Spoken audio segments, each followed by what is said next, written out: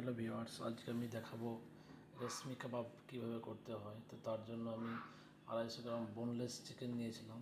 সেখানে 100 গ্রাম টক দই, পরিমাণ মতো লবণ আর 50 গ্রাম ভিনিগার, এই সবগুলো উপকরণ মাখিয়ে ফ্রিজের মধ্যে আমি 1 ঘন্টা ম্যারিনেশনে দিয়েছিলাম।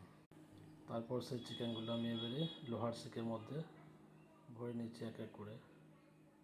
এই দেখুন, কালারটা সাদা সাদা হবে, কোনো কালার বা কোনো লঙ্কার কালার এসব ব্যবহার নেই। সবগুলো মাংস এই শিকের মধ্যে ভরা হয়ে গেল। এটা খেতে খুব সুস্বাদু একটা কাবাব, আপনারা বাড়িতে ট্রাই করবেন। খুব সুন্দর একটা রেসিপি। এবার এগুলো আমি গ্যাসের মধ্যে পুড়িয়ে নেব।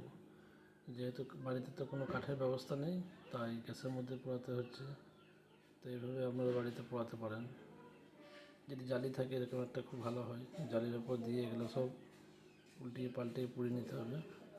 যখন প্রায় অর্ধেকটা হবে তখন সেই মুহূর্তে এরকম কিছুটা সরষের তেল বা ঘি যা হোক বা বাটার দিয়ে আরেকটা এভাবে সেঁকে নেবেন, দেখবেন খুব সুন্দর হবে। রেশমি কাবাব খুব নরম স্পঞ্জ হয়, খেতে দুর্দান্ত একটা স্বাদ আসে। এই দেখুন কত সুন্দর হয়েছে, দেখতেও খুব সুন্দর, খেতেও খুব সুন্দর। এটা একবারে রেডি হয়ে গেছে। এগুলো এবার আমি শিক থেকে ছাড়িয়ে নেব। খুব সুন্দর একটা গন্ধ বেরোচ্ছে।